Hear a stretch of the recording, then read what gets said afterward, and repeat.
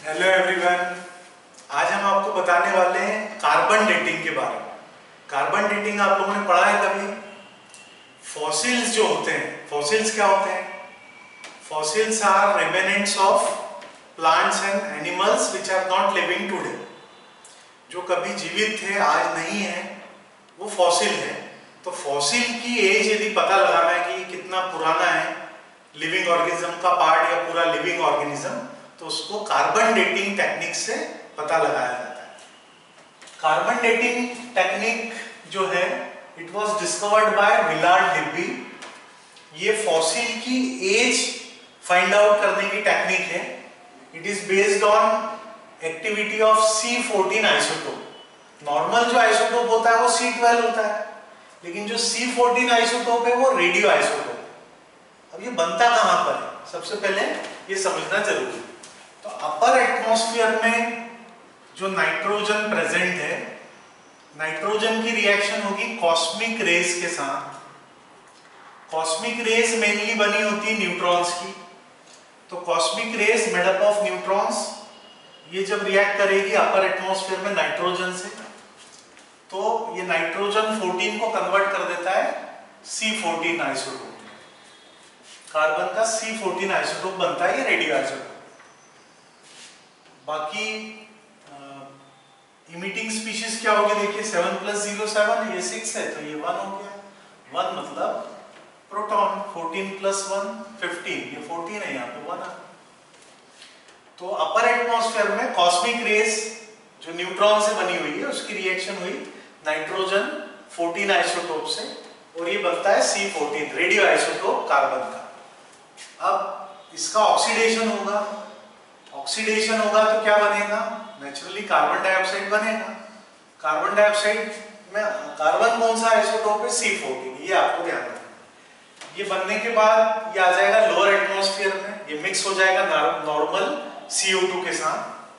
फिर जब फोटोसिंथेसिस होगा, तो फोटोसिंथेसिस में ये C14 वाला CO2 ये आ जाएगा प्लांट्स की बॉडी में। When plants are eaten by animals, तो ये एंटर करेगा एनिमल्स की बॉडी में। प्लांट और एनिमल से ये ह्यूमन बॉडी में भी आ सकता है। मतलब जितने भी लिविंग ऑर्गेनिजम्स हैं उसमें C14 आइसोटोप प्रेजेंट होता है। आया कहां से? अपर एटमॉस्फेयर से। नाइट्रोजन कन्वर्ट हुआ C14 में, C14 के ऑक्सीडेशन से C14 वाला CO2 बना, ये मिक्स हो गया लोअर एटमॉस्फेयर में नॉर्मल CO2 के साथ, और फोटोसिंथेसिस जब होगा तो CO2 आ जाएगा प्लांट की बॉडी में। एनिमल जब प्लांट को खाएंगे तो ये एनिमल्स की बॉडी में आ जाएगा। प्लांट एनिमल जब हम लोग खाएंगे तो हमारी बॉडी में भी C14 होगा। तो सारे लिविंग ऑर्गेनिज्म में C14 प्रेजेंट होता है और इसका लगातार इंटैक्ट होते रहता है, ठीक है। लेकिन जब किसी ऑर्गेनिज्म की डेथ होती है, तो डेथ होती है तो ये तो रेडियो आइसोटोप है, तो ये फिर से डिकम्पोज होना स्टार्ट होगा। तो किसी ऑर्गेनिज्म की डेथ हो गई तो क्या होगा? डेथ के बाद इसका इंटैक्ट बंद हो गया तो इसका डिकम्पोजिशन स्टार्ट हो जाएगा। तो ये डिकम्पोज होता है वापस नाइट्रोजन 14 में। कार्बन का एटॉमिक नंबर 6 है, इसका 7 है, तो नेचुरली एक बीटा पार्टिकल इमिट होगा और ये कन्वर्ट हो जाएगा नाइट्रोजन 14। ये नाइट्रोजन 14 नॉर्मल आइसोटोप है नाइट्रोजन का, ये वापस एटमॉस्फेयर में चला जाएगा। तो ये रिसाइक्लिंग हो गया इसका, ठीक है। अब इसकी हेल्प से फॉसिल की एज कैसे फाइंड आउट करेंगे वो हमें समझना है। तो देखिए, जो C14 आइसोटोप है उसका हाफ लाइफ डेफिनेट होता है 5770 ईयर्स। क्वेश्चंस जो होते हैं वो हाइपोथेटिकल होते हैं, उसमें कई बार वो थोड़ा चेंज कर देते हैं, 5000 लिख देते हैं, 6000 लिख देते हैं, है ना, जो भी दिया हो। तो ये एक स्टैंडर्ड है 5770 ईयर्स, ये इसका हाफ लाइफ पीरियड है।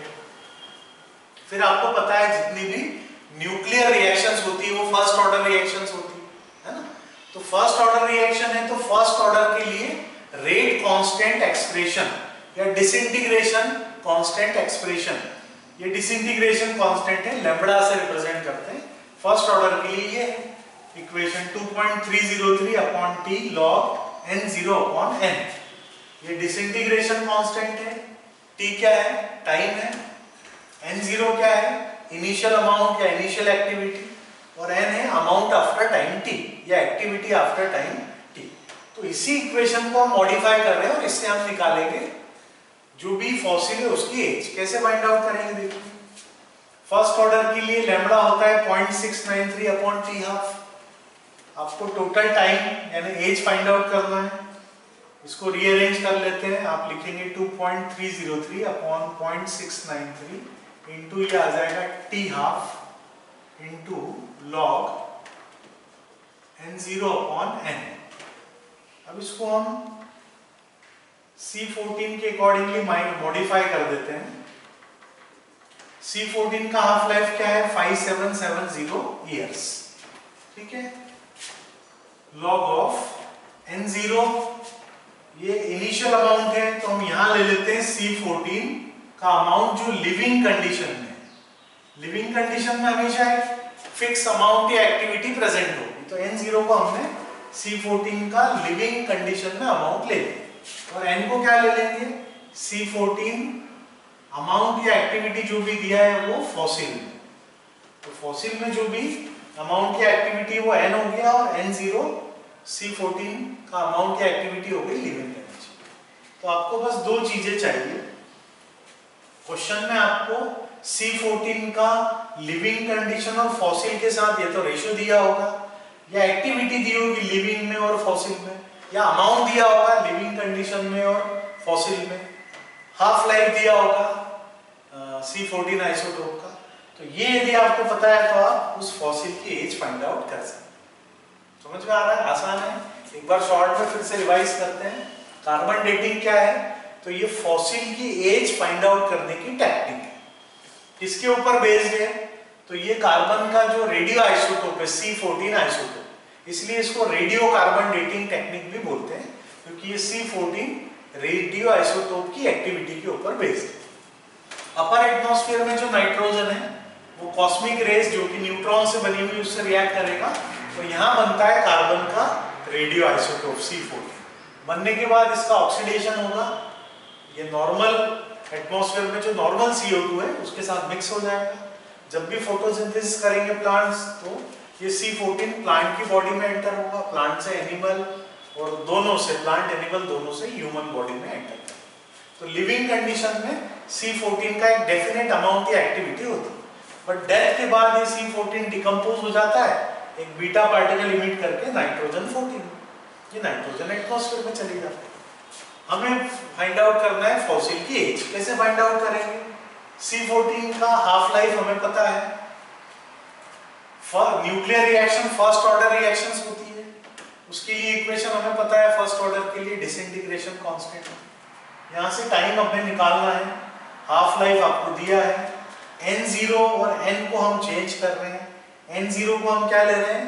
C14 की एक्टिविटी या अमाउंट लिविंग कंडीशन में, और n को ले रहे हैं C14 का अमाउंट या एक्टिविटी फॉसिल।